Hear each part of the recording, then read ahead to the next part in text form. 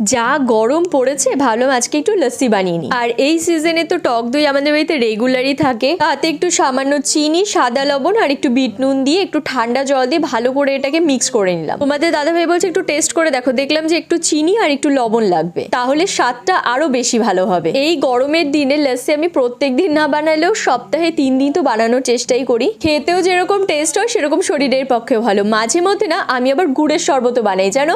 একদিন তোমাদের সাথে শেয়ার করবো কিভাবে আমি গুড়ের শরবত বানাই। তোমাদের দাদাভাই বলছিল মিক্সের মধ্যে বরফ দিয়ে এগুলো সব একবারে দিয়ে করে নিলে হয় না, ওরকম ভাবে না আমার বৌদি বানায়, বাট আমার কাছে এটাই বেশি সোজা পদ্ধতি মনে হয়। বানিয়েছিলাম 3 জনের জন্য, তোমাদের দাদাভাই, আমার আর মার জন্য। মা বলছিল আমারটা ঢেকে রাখ, আমি ঠাকুর পুজো দিয়ে খাবো। জানো তো অনেক জায়গায় দেখেছি লস্যির মধ্যে অনেকে কেশর দেয়, বাট ওই ফ্লেভারটা আমার খুব একটা পছন্দ না। তোমাদের দাদাভাই তো লস্যিকে অনেক প্রশংসা করলো। তোমরা কে কে লস্যির মধ্যে কেশর দিয়ে খাও আমাকে কমেন্ট করে জানিও। সকলে ভালো থেকো, আজকের মতো টাটা।